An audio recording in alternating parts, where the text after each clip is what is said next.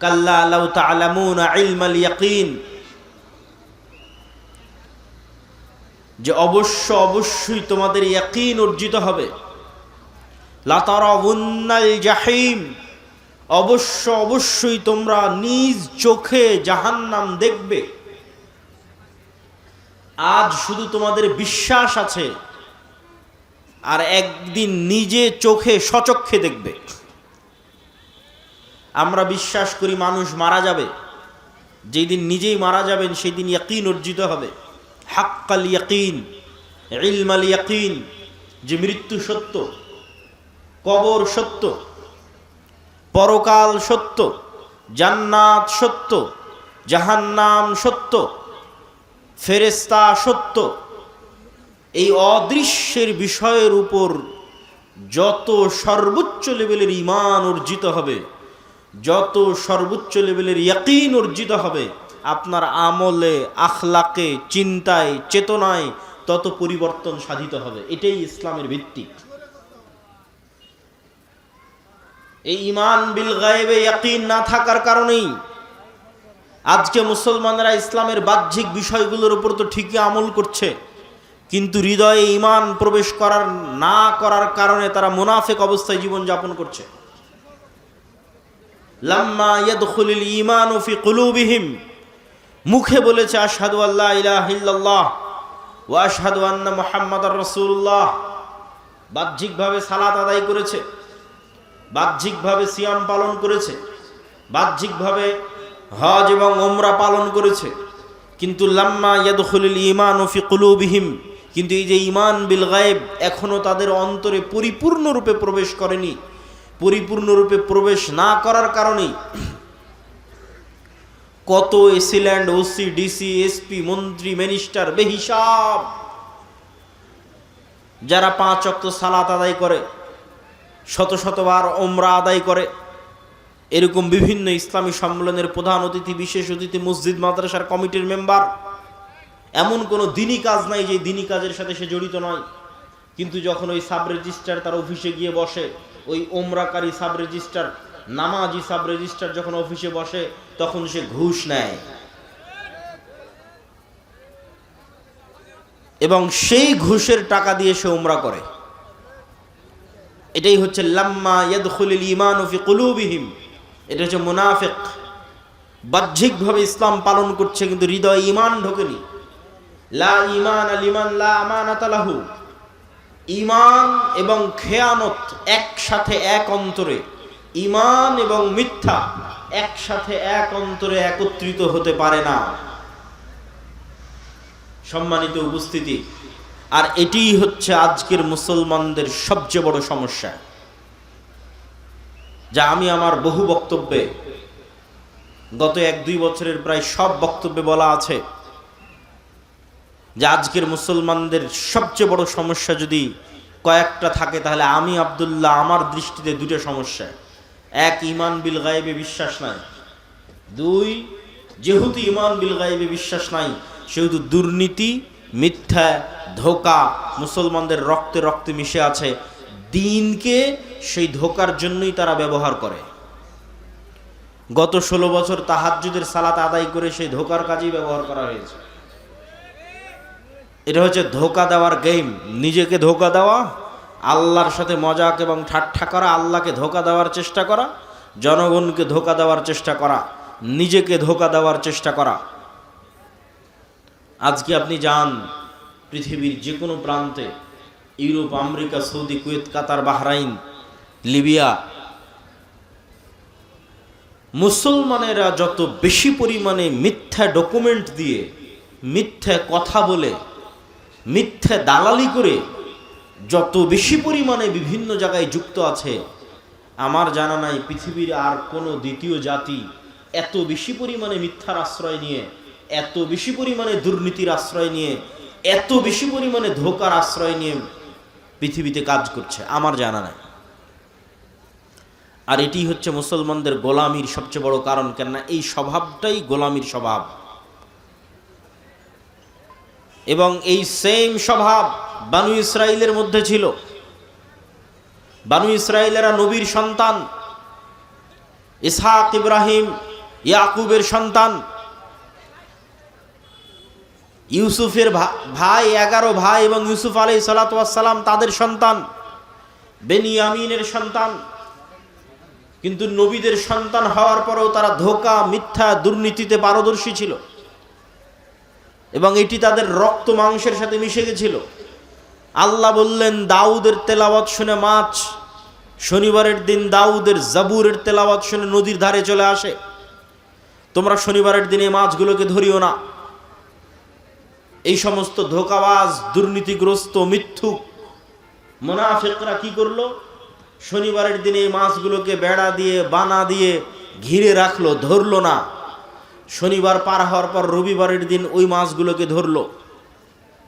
কি পরিমাণ চালাকি, কি পরিমাণ 2 নাম্বারি, কি পরিমাণ ধূর্তামি! তাদের এই চালাকি, দুর্নীতি, ধূর্তামি, মিথ্যা দিয়ে পবিত্র কোরআন আল্লাহ সুবহানাহু ওয়া তাআলা বনী ইসরাইলের এই ঘটনাগুলো দিয়ে পরিপূর্ণ করে রেখেছে। এই সেম সিচুয়েশন, সেম অবস্থা আজকের মুসলমানদের। আজকের মুসলমানদের এই হৃদয় বিদারক করুণ দৃশ্য আরো বাস্তব হয়ে ফুটে ওঠে যদি আপনি ফিলিস্তিনের মুসলমানদের অবস্থা দেখেন। ফিলিস্তিনে যারা ত্রাণের কাজ করতে গেছে তারা এ বিষয়ে খুব সম্যক অবগত যে মিশরে 1 কেজি আটার দাম কত, মিশরে 1 কেজি চিনির দাম কত, মিশরে একটা ছাগলের দাম কত, 1 কেজি দুম্বার গোস্তের দাম কত।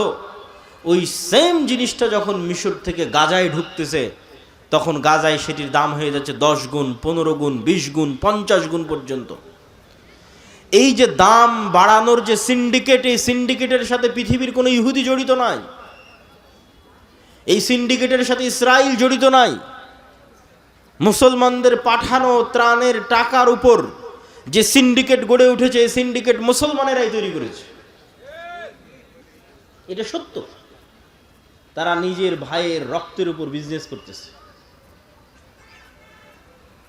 সম্মানিত উপস্থিতি, এই অবস্থা সারা বিশ্বের মুসলমানদের, যে মুসলমানদের মধ্যে নেতৃত্বের প্রকৃত গুণটা নাই, আর এই নেতৃত্বের প্রকৃত গুণ যেন তৈরি না হয় এই জন্য 2টা কালচার মুসলমানদের মধ্যে কন্টিনিউ রাখা আছে, যাতে মুসলমানেরা প্রকৃত নেতা হিসেবে কোনোদিন তাদের জন্ম না হতে পারে। প্রকৃত নেতা, নামকাওস্তে নেতা বলিনি, প্রকৃত নেতার জন্মগত গুণ, সে বলবে সত্য, করবে ন্যায়। যেই সত্যবাদী, ন্যায়পরায়ণ, সেই নেতা। পৃথিবীতে যেখানে যেখানে যে অবস্থায় আছে সে বাই ডিফল্ট জন্মগত আল্লাহর বাছাইকৃত নেতা, সত্যবাদী এবং ন্যায়পরায়ণ যদি হয়, আমানতদার যদি হয়। পৃথিবীর কোনো নবী রাসূল মিথ্যুক অবস্থায়, দুর্নীতিবাজ, ধোঁকাগ্রস্ত অবস্থায় প্রেরিত হননি। জন্মগত সত্যবাদী, আমানতদার অবস্থায় প্রেরিত হয়েছেন। তাওহীদের দাওয়াত দিয়েছেন ওহী পাওয়ার পরে, কিন্তু জন্মগত এই গুণে তারা গুণান্বিত ছিলেন। কেন? এটা নেতার গুণ। কিন্তু মুসলমানদের মধ্যে যেন এই নেতৃত্বের গুণ তৈরি না হতে পারে, এই জন্য ডেমোক্রেটিক কালচার, গণতন্ত্রের কালচার মুসলমানদের মধ্যে দেওয়া আছে। কেন? গণতন্ত্র এমন এক কালচার যে এখানে এক দলের নেতা আর এক দলের নেতার বিরুদ্ধে মিথ্যা তো বলবেই। নিজ দলের একই আসনের মনোনয়ন প্রার্থী 1 জন, 5 জন, 10 জন নেতাও একই দলের নিজের আসনের প্রতিদ্বন্দ্বী মনোনয়ন প্রার্থীর বিরুদ্ধে মিথ্যা বলবে। কেন না? মিথ্যা না বললে টিকতে পারবে না, চলতে পারবে না। গীবত, পরহিংসা না করলে টিকতে এবং চলতে পারবে না। তাহলে যে একবার মিথ্যা বলে ফেললো, যে মিথ্যার কালচারে একবার নিজেকে জড়িয়ে ফেললো, তার দ্বারা কোনোদিন প্রকৃত নেতৃত্ব হবে না। এই নেতা যদি প্রধানমন্ত্রীও হয়ে যায়, এই নেতা যদি রাষ্ট্রপতিও হয়ে যায়, এই নেতা যদি এমপিও হয়, এই নেতা যদি মন্ত্রীও হয়, তাহলে যে নিজের দলের মনোনয়ন প্রার্থীর বিষয়ে অন্য দলের নেতার বিষয়ে মিথ্যা বলেছে, দুর্নীতি করেছে, ধোঁকা দিয়েছে, তাকে ভারত আর আমেরিকা টাকা দিয়ে কিনতে পারবে না? বলেন, পারবে? ও তো দুর্নীতিগ্রস্ত, তো মিথ্যার ওপর প্রতিষ্ঠিত হয়েছে, তার তো মেরুদণ্ড সোজা নয়। ফলতে ডেমোক্রেটিক কালচারের মধ্যে যে নেতাই আসবে, সেই নেতাই পশ্চিমাদের পা চাটবে, না হয় পাশের দাদাবাবুদের পা চাটবে, টাকার কাছে বিক্রি হয়ে যাবে। আর একটা কালচার মুসলমানদের মধ্যে রাখা আছে, সেটা হচ্ছে সুদের কালচার। এই সুদের কালচার মিথ্যা তৈরি করে। রাসূলুল্লাহ সাল্লাল্লাহু আলাইহি ওয়াসাল্লাম বলছেন, আল্লাহুম্মা ইন্নী আউযু বিকা মিনাল মা'সামি ওয়াল মাগরাম। আল্লাহ পাপ থেকে বাঁচতে চাই, গুনাহ থেকে বাঁচতে চাই এবং ঋণ থেকে বাঁচতে চাই। আল্লাহর নবীকে সাহাবীরা জিজ্ঞেস করছেন, আল্লাহর নবী আপনি কেন এত ঋণ থেকে বাঁচতে চান? আল্লাহুম্মা ইন্নী আউযু বিকা মিনাল হাম্মি ওয়াল হুজনি। এই দোয়ার মধ্যে রাসূলুল্লাহ সাল্লাল্লাহু আলাইহি ওয়াসাল্লাম বলেছেন, ওয়া যালঈদ দাইনি ওয়া গালাবাতির রিজাল। হে আল্লাহ, ঋণের বোঝা থেকে বাঁচতে চাই। আল্লাহর নবীকে সাহাবীরা জিজ্ঞেস করলেন, আপনার প্রত্যেক দোয়ায় ঋণ থেকে বাঁচতে চাওয়ার দোয়া কেন থাকে? রাসূলুল্লাহ সাল্লাল্লাহু আলাইহি ওয়াসাল্লাম উত্তরে বললেন, মানুষ যখন লোন নেওয়া শুরু করে তখন সে মিথ্যা বলাও শুরু করে। আজকে উপস্থিত অসংখ্য মা বোন আছে, যে সমস্ত মা বোন কিস্তির সাথে জড়িত আছে তারা হলফ করে বলেন, বুকে হাত দিয়ে বলেন, কতজন শতভাগ সত্যবাদী? কি আপনারা বুঝতে পারছেন না কথা?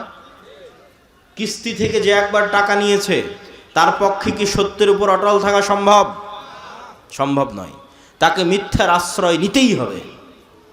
আর এইভাবে যখন একটা প্রজন্ম মিথ্যুক তৈরি হয়ে যায়, একদল মা মিথ্যুক তৈরি হয়ে যায়, মিথ্যার আশ্রয় নেয়, তখন এই সমস্ত মায়ের পেট থেকে, এই সমস্ত সমাজ থেকে ওমর ইবনুল খাত্তাব, তারেক বিন জিয়াদ, সালাহুদ্দিন আইয়ুবীর জন্ম অসম্ভব, ইম্পসিবল। শুধু গোলামি জন্ম নিবে, গোলামি তৈরি হবে। যারা মিথ্যার আশ্রয় নিয়ে নিজে বিক্রি হয়ে যাবে, দেশকে বিক্রি করে দিবে।